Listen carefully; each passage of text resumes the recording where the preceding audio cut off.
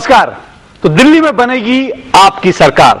कई दिनों की ऊहापोह की स्थिति से निकलते हुए आखिर आज आम आदमी पार्टी ने यह फैसला किया कि वो दिल्ली में सरकार बनाएगी और आम आदमी पार्टी के नेता अरविंद केजरीवाल ने उपराज्यपाल से मुलाकात की और अब शपथ ग्रहण की लगभग तैयारियां शुरू हो चुकी हैं।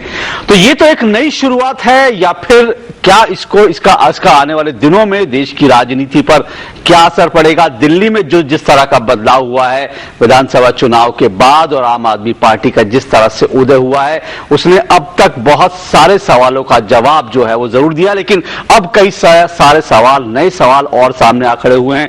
और वो सवाल ये कि ये जो आपका उदय है, जो दिल्ली की राजनीति में जो नई शुरुआत है, क्या वो देश की राजनीतिक संस्कृति में एक नई शुरुआत का सूत्रपात करेगी या फिर कहीं ये एक पानी का बुलबुला तो साबित नहीं होगा? बड़े सारे सवाल हैं और इन्हीं सवालों पर सबकी नजर लगी हुई है। हालांकि वक्त जवाब देगा, लेकिन फिलहाल आज हम इन तमाम सवालों को टटोलने की कोशिश करेंगे, उनका जवाब तलाशने की कोशिश करेंगे। और इसके लिए हमारे साथ तीन मेहमान स्टूडियो में मौजूद हैं। परिचय करा दें, हमारे साथ फिरोज बख्त अहमद साहब हैं, आम आदमी पार्टी के नेता। बहुत बहुत शुक्रिया फिरोज बख्त साहब आपका, और बधाई भी आपको कि आपने सरकार बनाने का फैसला लिया जी। हमारे साथ दूसरे मेहमान के जी सुरेश जी हैं, सीनियर जर्नलिस्ट है, वरिष्ठ पत्रकार। हमारे साथ तीसरे मेहमान हैं प्रोफेसर संजय कुमार, जो कि राजनीतिक विश्लेषक हैं, CSDS के। आप दोनों का भी बहुत बहुत शुक्रिया। के जी सुरेश जी, जो जनता की उम्मीदें हैं, जाहिर तौर पर एक बहुत बड़ा बोझ जनता की उम्मीदें, और सिर्फ दिल्ली की नहीं बल्कि ये कहना चाहिए पूरे देश की जनता जो है देख रही है कि ये प्रयोग कैसे होता है और उम्मीदें उन पर लगी हैं। चुनावी वायदों की बात एक तरफ है कि आप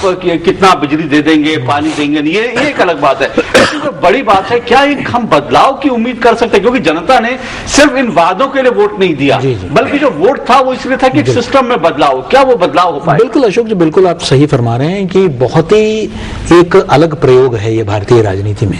पहले भी प्रयोग हुए हैं, आपने देखा क्षेत्रीय स्तर पर, चाहे असम गण परिषद आए, लेकिन वो एक छात्र आंदोलन से निकल कर आया था। तेलुगु बिड्डा का नाम लेते हुए आपका NT रामाराव आए, लेकिन एक व्यापक मुद्दा जो हर तबके के व्यक्ति को छूता है, भ्रष्टाचार, उस मुद्दे को लेकर आप सामने आए और बिल्कुल एक अलग तरीके से। देखिए, अगर आप याद रखेंगे तो लोकनायक जयप्रकाश नारायण जब आए संपूर्ण क्रांति की बात लेकर, तो उस वक्त भी जो है एक माहौल बना था, लोगों को बहुत उम्मीदें जगी थी।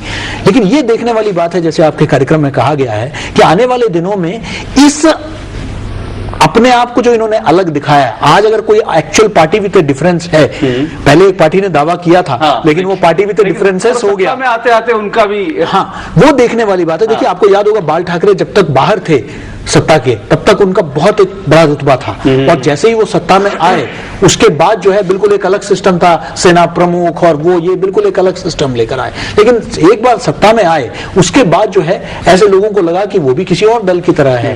तो ये वक्त बताएगा कि ये इस चीज को सस्टेन कर पाते हैं। आने वाले रियल पॉलिटिक्स जिसे कहते हैं, रियल पॉलिटिक्स में ये अपने आप को कितना सस्टेन कर पाते हैं। और वादों का आपने जैसे कहा, वो तो आप किसी पर भी आप आरोप लगा सकते हैं कि भाई केंद्र ने मदद नहीं किया या इन्होंने पूरा चलने नहीं दिया, वो एक अलग चीज है। लेकिन एक उम्मीद जगी है कि शायद जिस तरीके से आपने राहुल गांधी का प्रतिक्रिया देखा, जिस तरीके से दूसरे दलों के भी आलोचक विचारकों ने कहा है कि अब समय आ गया है कि जब आम जनता को अपने साथ जोड़ने की जरूरत है, उनको जो टेकन फॉर ग्रांटेड का एक था वो अब खत्म करना है। अब जो तबके अभी तक जिनको एक तरह से नकारे गए हैं, उनको अब मुख्य धारा में लाने की जरूरत है। ये जरूर एक संदेश जो है ये पूरे देश में गया है। और आखिर में मैं इतना जरूर कहूंगा कि सबसे बड़ा अगर उपलब्धि अगर अरविंद केजरीवाल का रहा है आम आदमी पार्टी का, तो एक ऐसा तबका देश में बन चुका था जो राजनीति से पूरी तरीके से मायूस हो गया था और इनडिफरेंट हो गया था, और उसको लगने लगा कि सब चोर है।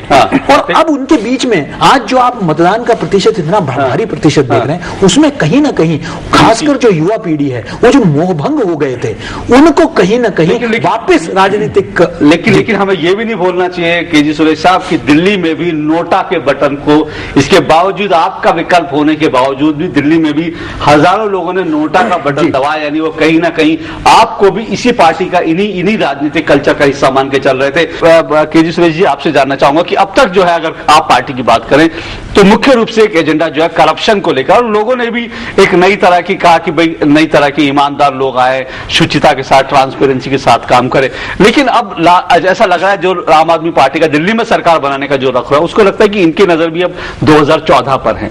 सवाल यह कि 2014 के चुनाव क्या उसी तरह से लड़े जाएंगे जैसे अब तक लड़े जाते हैं, या फिर आपको लगता है कि अब पार्टियां, बीजेपी, कांग्रेस भी सोचेगी किसको टिकट देना है, किस तरह से अपने घोषणा पत्र, उनमें एक बदलाव की शुरुआत हो? बिल्कुल बिल्कुल, इसमें तो कोई दो राय नहीं कि खतरे की घंटी तो बज चुकी है। अब ये है कि कितना, देखिए, क्योंकि अब सत्ता में आ गए हैं तो इनको चौतरफा हमले का सामना करना पड़ेगा। अब बीजेपी यही बात अब कहने लगेगी, देखिए हम तो पहले ही कहते थे बी टीम है, उन्होंने मिलकर जो है कांग्रेस के साथ जो है बना लिया। शीला दीक्षित ने भी कह दिया अनकंडीशनल सपोर्ट नहीं है। और दूसरी तरफ कांग्रेस ले लेने का कोशिश करेगी, कांग्रेस कहेगी कि देखिए हम तो लोकपाल भी लेके आए और यहां हमने जनता की जो मैंडेट है उसको मानते हुए हमने सरकार भी दे दिया। तो अब पूरा जंग ये 2014 की तैयारी है। अब इसमें देखना है कि इस वक्त क्या अरविंद केजरीवाल और आम आदमी पार्टी का कंसंट्रेशन दिल्ली को बेहतर तरीके से चलाना है, दिल्ली में जो आने वाले जो 7 लोकसभा की सीटें हैं उसको पूरी तरह जीतना है, या अपने आप को ये पूरा देश भर में fैलाना चाहेंगे, क्योंकि समय बहुत कम है। 2 महीने के अंदर आपका जो है कोड आपका लागू हो जाएगा, आचार संहिता लागू हो जाएगा, इसके अंदर समय बहुत कम है। इसलिए मुझे लगता है कि इसमें कोई दो राय नहीं कि देश भर में जो है कहीं ना कहीं ये एक मॉरल रूप में, एक नैतिक रूप में जरूर प्रभाव पड़ेगा। लेकिन चुनाव के मद्देनजर मैं ये नहीं समझता हूं कि इस वक्त पूरे देश भर में ऐसा कोई प्रभाव, इस वक्त 2014 के चुनाव में देश भर में बहुत बड़ा असर आम आदमी पार्टी कर पाएगी। लेकिन 2019 अगर सफल रहे तो 2019 के चुनाव में बड़ा अगर इन्हीं दोनों काम साथ चलेंगे। और मैं अगर बता दूं कि हमारे पास फोन आ रहे हैं, कलकत्ता से फोन आ रहे हैं, पटना से फोन आ रहे हैं, गुजरात से फोन आ रहे हैं, आंध्र प्रदेश से फोन आ रहे हैं कि भाई आप लोग आम आदमी पार्टी यहाँ भी आए। बड़ा अच्छा है, देखिए इसका इंप्रेशन गया है तमाम स्टेट में। लेकिन आंदोलन दिल्ली में अगर दिल्ली रहा है पहली बार, और ये जितने लोग थे ये राजस्थान में भी एक अच्छी छवि लेकर जाएंगे। दिल्ली के स्थानीय लोग थे। आप देश भर में जाना चाहते हैं, देश भर में भी एक कहीं ना कहीं लोग महसूस करते हैं कि ईमानदार, लेकिन आम आदमी पार्टी वहां पहुंच पाएगी, एक बड़ा सवाल है। प्रोफेसर संजय कुमार, अब जैसा कि फिरोज साहब कह रहे थे कि देश भर से फोन आना है, फोन आना अभी एक, आप चुनाव में जीते हैं, बहुत से लोग फोन करेंगे, बहुत से लोग आपकी पार्टी की सदस्यता लेंगे, लेकिन सवाल यह है कि 2 महीने में, अगले 2 महीने में अगर गुड गवर्नेंस का जो बात है अगर वो फेल होगी तो शायद लोग फोन भी करना बंद कर देंगे। और अभी भी जो मोहल्ला समिति की बात इन्होंने करी है, आप पार्टी ने, एक अच्छा कॉन्सेप्ट है, लोगों के बीच जा रहे हैं, लेकिन अगर एक व्यक्ति उस मोहल्ला समिति की बैठक में 2 बार 3 बार 4 बार जाएगा, लेकिन उसका स्कूल का अगर बेहतर नहीं हुआ तो शायद उसका इंटरेस्ट खत्म हो जाता है। तो यानी कुल मिलाकर गवर्नेंस पर सारी चीजें अब टिक जाती है, आपको लगता है? बिल्कुल, वो भी गवर्नेंस की जो छोटी छोटी सी चीजें, स्कूल, बिजली, पानी, जो पासपोर्ट की बात की, राशन कार्ड की बात की, मुझे लगता है बड़े मुद्दों को छोड़ के अगर इन चीजों पर भी सरकार ने, जो नई सरकार बनने वाली है, अगर कुछ प्रयास किया और कुछ बदलाव लाए तो ये काफी बड़ी उपलब्धि होगी और जनता बहुत खुश होगी इस बात से। लेकिन अगर ये चीजें भी उपलब्ध नहीं करा पाई सरकार अगले 2-3 महीनों में, तो मुझे लगता है निराशा शायद जनता को उतनी ही जल्दी होगी जितनी तेजी से लोग इनके इस पार्टी के साथ समर्थन में आए। हाँ, सही कह रहे हैं आप फिरोज साहब, जनता जितना तेजी से चढ़ाती है उतनी तेजी से गिरा भी देती है। तो आपको भी लगता है कि गवर्नेंस की चीजें अब सबसे इंपॉर्टेंट चीजें, अब सिर्फ गाली देने से काम नहीं चलेगा बल्कि अब करके दिखाना पड़ेगा? नहीं, बिल्कुल सही फरमाया प्रोफेसर संजय ने। और देखिए मेन चीज यही है कि जब तक आम आदमी का काम नहीं होगा उसकी फाइलें आगे नहीं बढ़ेंगी। हम इसी वजह से आए हैं, हम सत्ता में नहीं आए हैं, हम बल्कि सेवा करने आए, हम जनता के दास बन के आए, सेवक बन के आए। और हम यही देखेंगे कि IAS ऑफिसर जो फाइलों को रोक लेते हैं, फला जगह लड़कियों का स्कूल बनना है, फला जगह ये काम होना है, फला जगह हॉस्पिटल बनना है, फला जगह जो है ये इस चीज का डिमांड आ रही है, हमें ये देखना है कि फाइलें जल्दी मूव करें, क्योंकि ये जो लाल फीताशाही है इससे बड़ा नुकसान पहुंचा है। और यही वजह है कि कांग्रेस को और भाजपा को इन बड़ी पार्टियों से छुटकारा हासिल किया है। हम पूरी कोशिश करेंगे, क्योंकि ये एक्टिविस्ट लोगों की पार्टी है, ऐसे लोगों की पार्टी है कि जो ऐसे माहौल से निकल के आए कि ईमानदारी से जनता के लिए काम करना है। तो हम समझते हैं कि हम एक अच्छा अपना जो है अकाउंटेबिलिटी देंगे और पूरे हिंदुस्तान में हम जाएंगे दिल्ली से।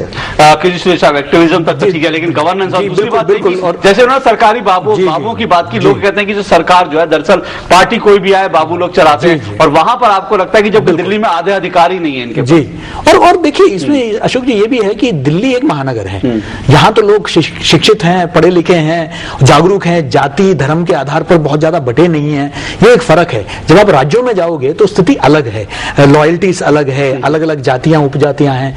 दूसरा, जब राष्ट्रीय चुनाव में आप लड़ेंगे, यहाँ तो एक भ्रष्टाचार के सिंगल मुद्दे पर आप चुनाव लड़ सकते हैं, लेकिन राष्ट्रीय चुनाव में विदेश नीति आएगा, राष्ट्रीय सुरक्षा के मुद्दे आएंगे, इस पर पार्टी का क्या स्टैंड रहेगा। अब जैसे प्रशांत भूषण का कश्मीर पर एक वक्तव्य था, क्या उसको पार्टी अपनी लाइन समझती है या नहीं समझती, इस तरह के कई सवाल सामने आएंगे। तो मुझे लगता है कि उस वक्त इनके लिए जवाब देने के लिए सारे बिल्कुल समझ, लेकिन क्योंकि मैं राजनीतिक संस्कृति में बदलाव की बात कर रहा हूं। अब अगर दिल्ली के नए मुख्यमंत्री अगर बिना लाल बत्ती की गाड़ी में आम आदमी की, तो क्या बाकी राज्यों के मुख्यमंत्रियों को भी असर पड़ेगा कि वो इस तरह की चीजें करे, या फिर उनको लगता है कि नहीं बिल्कुल बिल्कुल उसका तो असर वैसे ही देखिए सुप्रीम कोर्ट ने भी लताड़ लगा चुकी है। मुझे लगता है कि इसमें एक तो ये है, और ये जो बढ़ता हुआ जनता में जागरण, लेकिन मुझे ऐसा नहीं लगता कि दूसरे राज्य के मुख्यमंत्री अपना लाल बत्ती छोड़ दें, ऐसा बिल्कुल नहीं करेंगे। चलिए, लेकिन एक शुरुआत है, जाहिर तौर पर शुरुआत के बाद जब कोई भी नई चीज शुरुआत होती है तो सबकी निगाहें होती हैं और बहुत सारी उत्सुकता होती है। उसी उत्सुकता से आपकी सरकार की तरफ सबकी निगाहें हैं, और क्या देश में एक नए पॉलिटिकल कल्चर की शुरुआत हो पाएगी, ये सभी देख रहे हैं। उम्मीद करते हैं कि एक नए कल्चर की शुरुआत जरूर हो। आपकी सफलता क्या होगी ये तो खैर वक्त बताएगा। फिलहाल चर्चा में आज बस इतना ही। आप तीनों यहां पर आए, बहुत बहुत आपका शुक्रिया, बहुत बहुत शुक्रिया। आपसे फिर मुलाकात होगी चर्चा में। फिलहाल इजाजत दीजिए, नमस्कार।